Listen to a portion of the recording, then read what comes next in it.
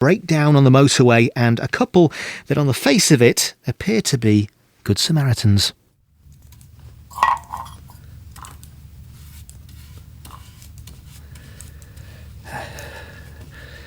Now, shall I paint roses round the door, or clematis? I have a feeling I've gone wrong. Ah, there it is. Oh dear. A good 20 rows back. I don't know how you keep on with it. You'll have nowhere to store them soon. I still have the 2 drawers at the bottom of Mother's wardrobe. I wish you wouldn't call it that. What's wrong with the old walnut? It always was the old walnut. It's the word mother that irks you. You go pale whenever it's mentioned. You want to be careful you don't pull out 21 rows. Mother. Oh. There, you have gone white, you have, Kenneth. Your face blends beautifully with that doll's house. Oh, damn! Now look what you've made me do. You spill paint on the carpet. Grace, please. You've been on the edge of a row all day. Smudging paint on the window. Poor dollies won't be able to see out now. Da-da-da.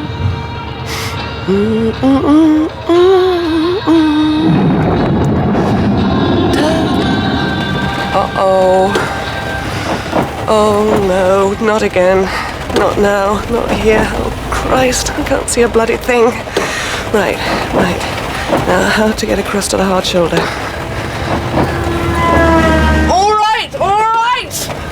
Hazard lights. Where's the damn switch? Now, let's see if these bastards will let me in. Can you believe it? Can't you see I'm in trouble? Calm down, Sarah. Calm down. Now, after this lorry. Now. This is a nightmare. Just go.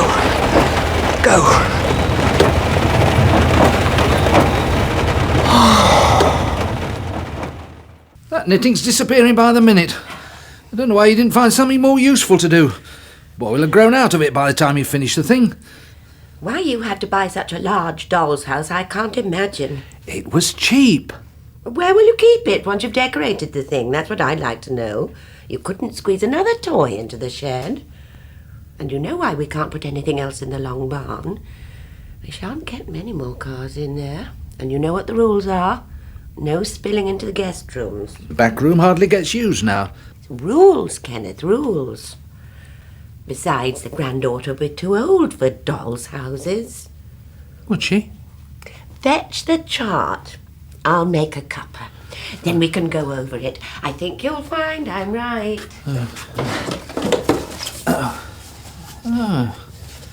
She knows this chart like the back of her hand. Well? Oh, I wish you wouldn't do that. I wouldn't have put the hatchway there if I thought you were going to stick your head through it every 5 minutes. Why not admit you're wrong? I shan't rub it in, promise. There's a 12-year-old here. With boy written in brackets. In your handwriting. I might well have written girl in there. But it wasn't your turn, Daddy. If my memory serves me right, the first was a joint decision and we both agreed on a girl.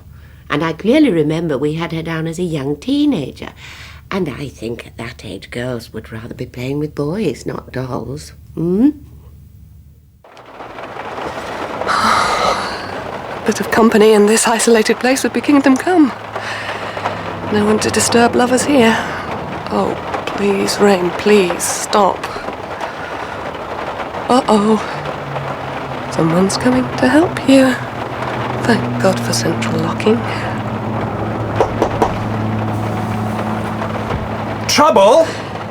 Yes, windscreen wipers packed up, but I phoned for help, thank you. Be here any minute. I can't run you anywhere. I have to wait here. They'll be here any minute now. Right. Well, good luck. Why is he staying there? Why doesn't he drive off? He's waiting. He could tell I was lying. Oh. Going. I don't fancy driving in this, but neither do I cherish the idea of playing sitting duck for some crazy lunatic. You're quiet. I was thinking about my mother again. I was wondering why we let her make us do something we would live to regret. She was a powerful woman, and I was weak. You were young. I suppose that's why I went wrong. Those 20 rows back. I don't think about Mother without thinking about our baby. And my mind was full of her. I can't think why. It's nearly 10 o'clock. Oh, someone broken down, that's what it'll be. Tell them we're full. I'll say the wind must have blown the sign round. Yes, that's it. They're not to know. But what if it's someone... Oh, it's bound to be a family wanting to break their journey because of the storm. I don't want strangers in tonight, Kenneth. I've got a headache. Oh, well then, I shan't let them in. Turning up at this hour. It's not fair. I'm sure other bed and breakfast establishments would do the same. Yes. 10 o'clock. Another 10 minutes, we might have been in bed. The lady's car broke down on the motorway, Mummy. Oh. It was the windscreen wipers, actually. Just the windscreen wipers. I couldn't see a thing. Almost caused the most dreadful accident. I kept pulling over onto the hard shoulder. 3 times I stopped, but it got so bad. And then once it eased, I'd set off again, but no sooner had I gone a mile or so, and down it came again. I just couldn't sit there any longer. It was so dark. And I knew there was a bed and breakfast along this lane. So I do hope that you have a vacancy. I feel quite drained. Oh, we must get you out of those wet clothes. You'll catch your death. You're in luck. We've no one in this evening. We're usually quite full. Oh, it must be my lucky night. I'm sure Mummy will find you something to Of wear. course she will. Now you come with me. Oh, thank you. You're very kind. Oh, now, there's a strange thing. We haven't had that chart out for months. I've given her that nice red dressing gown. Could have been made for her. Did you notice her eyes, Daddy? She's got... I know. Blue eyes. I was going to say blue, That but... certain bewildered, starry look. The same colour, that's all. We mustn't ask too many questions. Oh, Lord, no, mustn't do that. Ah, Oh, now that does look nice. It's brand new. I hope it's not somebody's present. I think it's time we all had a nice hot drink. and some food, Mummy. I'm sure, Sarah must be quite ravenous. No, please, don't trouble. It's much too late to start messing around in the kitchen. Hot soup. That should bring some colour back into those cheeks. Come and sit by the fire, Sarah. I think I should phone the police, tell them why I left my car on the hard shoulder. First things first, you've had a bit of a shock one way and another. We don't want to make Mummy cross. Now then. Now, why don't you tell me about yourself, What were you doing, driving all alone, by yourself, on a night like this? Well, I've been staying in London for a few days, hunting. I'm an antique dealer. Oh, well, now that is a coincidence. Grandmother, she did a bit of wheeling and dealing. She used to have her own curiosity shop years back. That's why this place is so full of this stuff. That garage is laden with what are now classified as antiques. I'll see if I can twist Mummy's arm. See if we can't get her to let you have a good rummage in the morning. You were thinking of selling some of it, then? To be perfectly honest, I'd be glad to see the back of that stuff. And I could do with the space. Of course, if they're very special antiques, I might not be able to afford the sort Oh, of... no, don't talk about money. It's probably a load of old junk. Oh, I'd have to pay a fair price. I couldn't possibly live with myself if I felt I'd cheated you. Oh, well, just a few pounds then to show goodwill. As I say, it's nothing more than a heap of antiquities. Some of that furniture looks as if it's come out of the ark. I expect you'll find a few bits and bobs. Yes, I'm sure I will. Some nice hot mushroom soup. That's what she needs. Daddy, it's rude to spy. I'm observing. It's why I made this hatchway, if you remember. Oh, she's very pretty. I should think her children would be most attractive. Did she mention? No, but she's got that look of a mother. The funny thing is, she doesn't seem that concerned about phoning home. You'd think she'd want to. There's something very sad about that young lady. I find it quite remarkable, her turning up like this, right out of the blue. And almost the very next day. But last night I almost begged him not to send any more disappointments. And afterwards, when I had said all I had to say, I felt lighter inside. In here, a kind of warm glow. You'll have to get busy on that doll's house. Oh, we've changed our mind about that, have we? Oh, it's only a chart, Daddy. But it might well have been an omen. You remember our list of names? Yeah. Names we would have called her if Mother hadn't been so hard. You recall which one was our favourite? Yes. I must say that did shake me up a bit. That's right, Sarah. You warm yourself by the fire. I'm sorry to have taken so long. I expect you must be tired after your long journey. Now, if you would like to sit in that armchair, I think you'll find this tray will fit very nicely on your lap. I am a bit worried about my husband. He would be expecting me home by now. If I could use the phone. Oh, I know what this will mean. You know what men are like.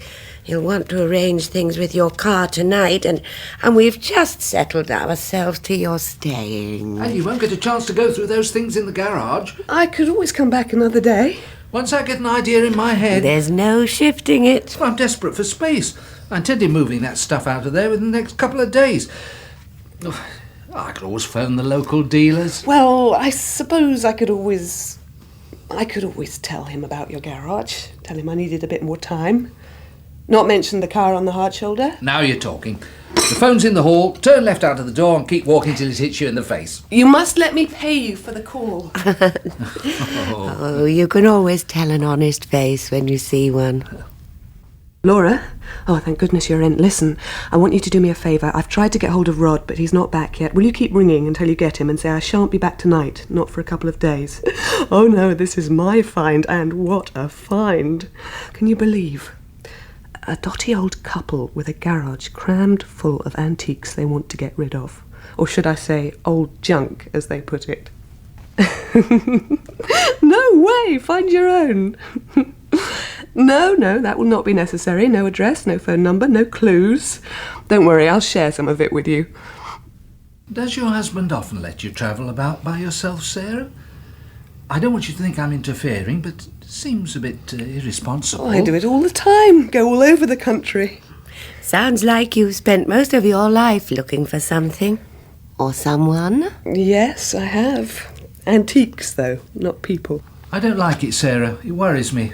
All this toing and froing on lonely roads.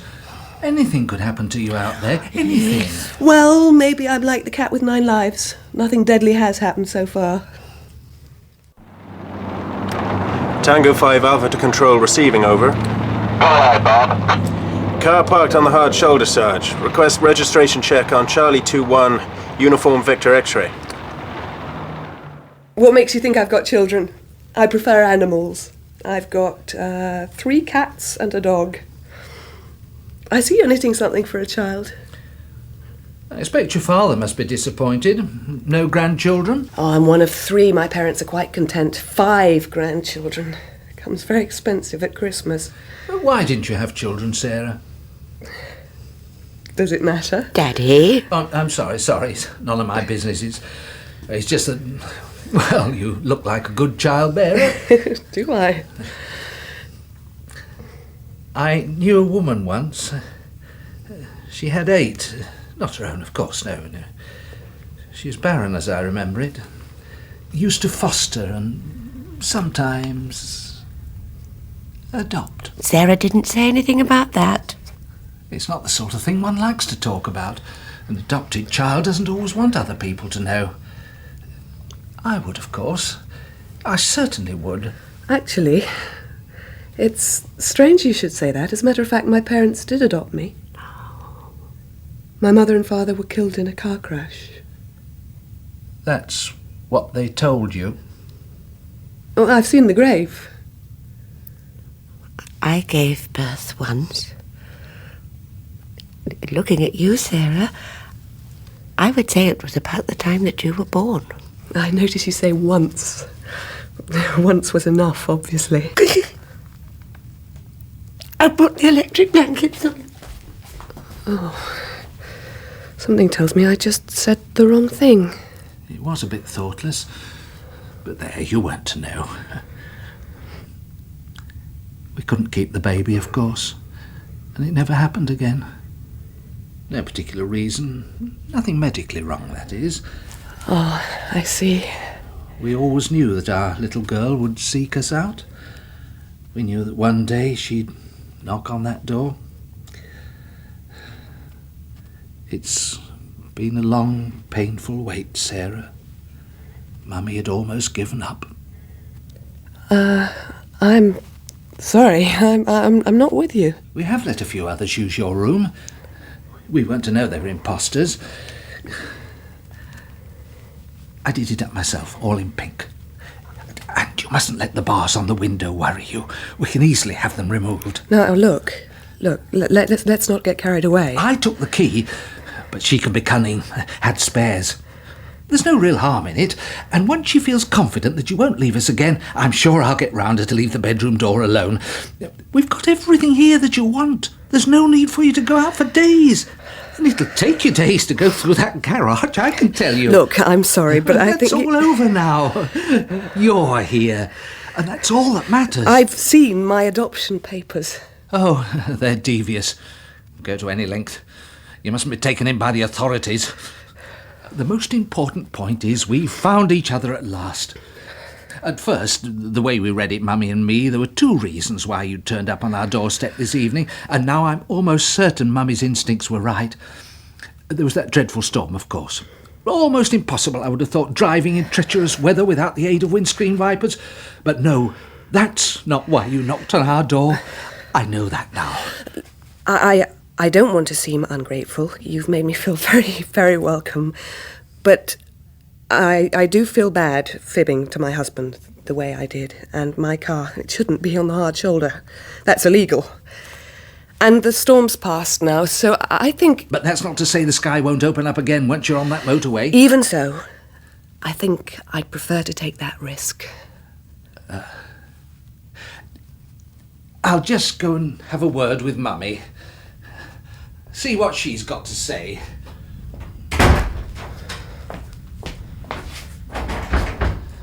I don't believe this. You mustn't let locked doors worry you. It's just a precaution. We shan't keep you very long. There's some magazines on the sideboard. You'll find some very good articles in there. They're not just dotty, they're stark raving mad. The pair of them. Will you please open this door? Open this door! How dare you lock me in like this? How dare you? Having tantrums isn't going to get us anywhere now, is it? Mummy and I are having a very important discussion. Please open it. I want to get back into my clothes. Your clothes are soaking wet. We don't want you to catch pneumonia.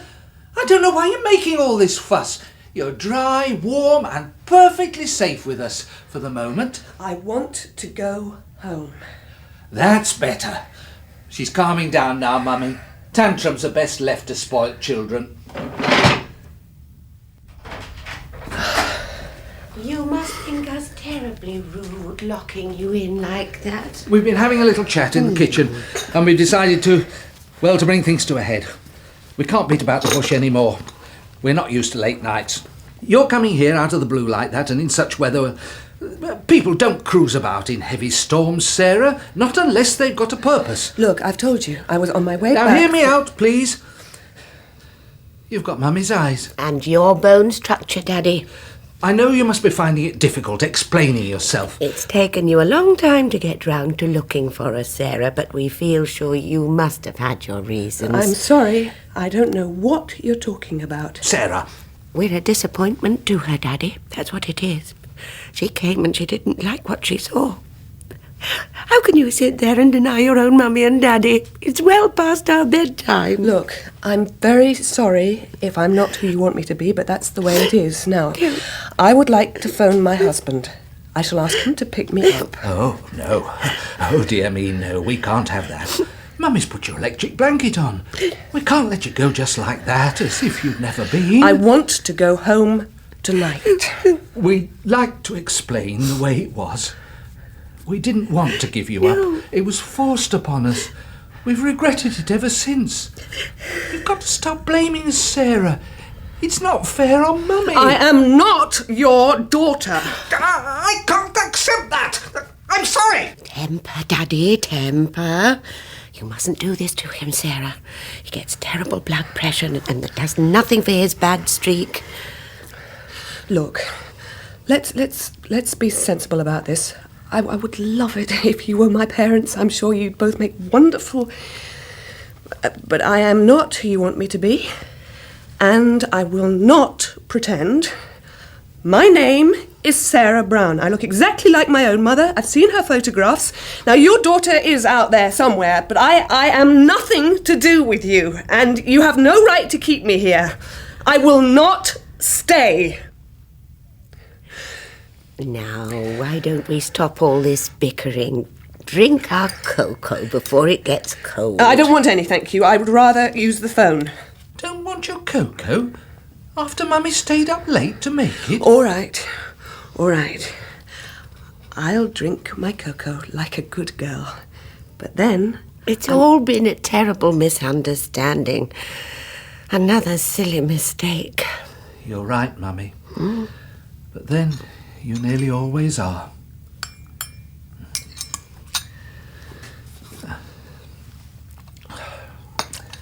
Ah, delicious. You can't beat proper cocoa, Sarah. It takes a little more time, but it's worth it. Do you know what would be nice, Daddy? Some music. Oh, yes, that would be soothing. One of our favourites. Why not? This should do nicely. We're very proud of our collection, Sarah. If only we could have played you more than one tune. But it's too late now.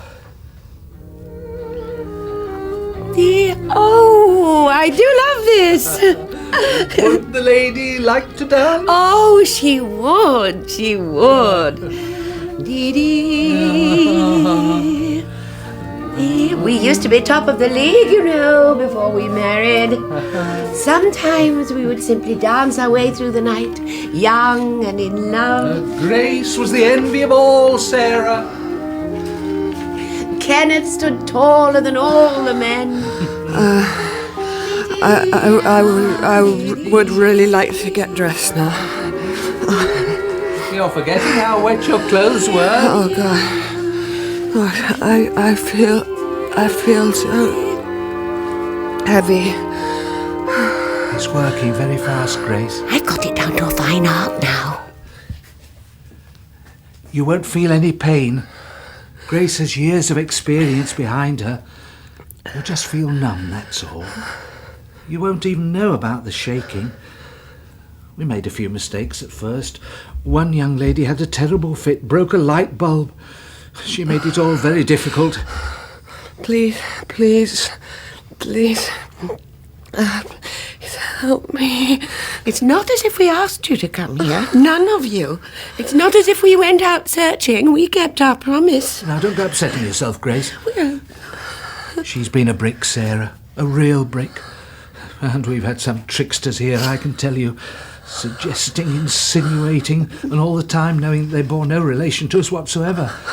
And after we'd told them things that are very personal. I'm afraid I lost my temper with the first one. I hit her across the mouth for upsetting Grace with her cruel words. She caught her head on the fender. Now, you mustn't blame yourself, Kenneth. She had no regard for his bad streak. We decided on cocoa after that. I don't think she's listening, Kenneth. Well, they do say the hearing's the last to go. We'll put you in the wheelbarrow, Sarah, with pillows and an eiderdown. We want you to be comfortable, and we'll wait for the last breath before we let you slip down into your watery grave. Oh, fetch the wheelbarrow, Kenneth. She's going quicker than the others. Oh, it must have been the music. You won't be alone down there, Sarah. We think there are 4 others in the well. They've got through bags of lime. 4 or 5, we can't quite remember. We wouldn't have given our baby away, you know. We had planned to run away to Gretna Green. But Mother acted quicker than we could think. She sent me away to the country, to a home. When it was all over and I came back, she tried to keep Kenneth away from me. But she couldn't. We had gained strength. She wouldn't come to the wedding. None of my family came to the wedding. They turned their backs on us, Sarah. And I haven't seen any of them since.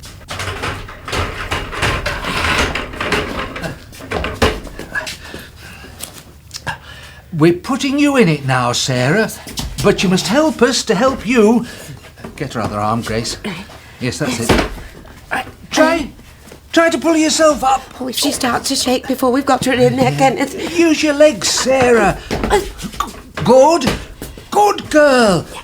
Now then, up. Help me ease this eider down, Grace. It can't be comfortable like that.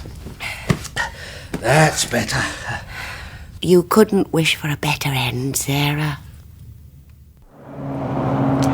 Tango 5 Alpha to control, receiving, over. Receiving, Bob, go ahead. Nothing to report in the Sarah Brown case. Just on my way to a bed and breakfast in 3 Wells Lane. Over and out.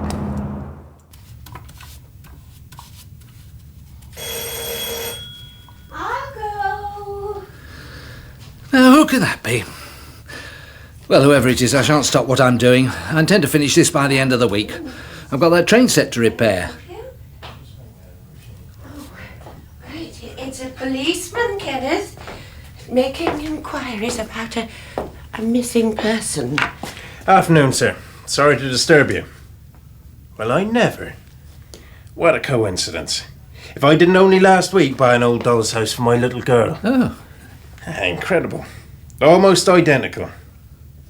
Ah, but I see you've bought it fully equipped. Oh, no. I made the furniture myself. It's a hobby. Would you like to see how I've wallpapered the inside? The gentleman wants to ask questions about a missing person, Kenneth. Oh, that can wait. Expect she's curled up somewhere with her lover. That is beautiful. Wish I had your talent, sir. He was nice. I could tell he meant it when he said my chocolate cake was the best he'd ever tasted. It's a pity we shan't see him again. Oh, we'll be seeing him. What? Not that he'll come in search of Sarah. He told me in confidence, Mummy, so you mustn't repeat this. He said the police have more than one eyewitness who saw a man talking to Sarah on that hard shoulder. No description, though. I don't expect they'll catch up with him. But what if he should come forward? Now, honestly, Mummy, is that likely? People these days, they've got no time for helping others. No, it's a cold-hearted race out there.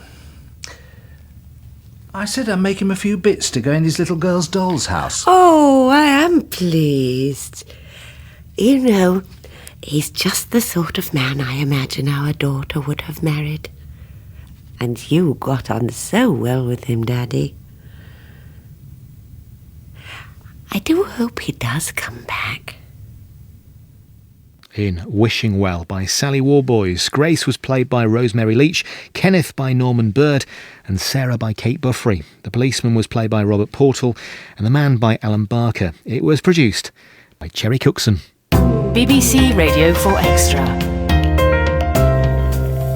Next, as part of 4 Extra's season of British food and farming, Charlotte Smith of Radio 4's Farming Today has been ploughing the BBC's sound archives to harvest gems from its long-running sister programme On Your Farm. Charlotte has dug up a rich and varied crop of characters and stories that demonstrate the resilience and the inventiveness of British farmers now and in decades past. This is On Your Farm, a journey through the British Isles and beyond. Hello. Between 1900 and 1973, the UK lost 26 of its native breeds of livestock. As farming methods rapidly changed, alongside an increasingly intensive approach to food production, traditional breeds of sheep and cattle were displaced by more productive ones, which grew more quickly or produced more milk. But there were a few rare individuals who recognised the importance of those threatened native breeds, such as longhorns, and they set about conserving them. A leading figure in what became a national movement, the Rare Breed Survival Trust, founded in 1973, was the Cotswold farmer Joe Henson. For more than 4 decades, his farm near Cheltenham has been a haven for unusual breeds of pigs, sheep, goats, cattle, horses, ponies and poultry. It's helped to educate generations of visiting families and school children about the importance of maintaining diversity among farm animals. In this edition of On Your Farm, made in 2000, Jeremy Cherfus went to meet Joe Henson and his son Adam to learn about the history of farm animals. It's an absolutely perfect day for a drive in the countryside. Blue skies, fluffy clouds, let's go and see some animals. And the fact is, go anywhere these days and you'll find a farm park to visit. But there was a time not so long ago when there weren't any farm parks. I've come today to talk to Joe Henson, who started the Cotswold Farm Park. In its day, the first ever farm park. Cotswold Farm Park, that's where we are this morning. Joe, why? Why a farm park? And what is a farm park? My passion in life was trying to preserve what was left of our ancient historic breeds of farm livestock, because I could see that many of them were going over the cliff. We were losing them. And I thought, how on earth am I going to afford to be able to do this?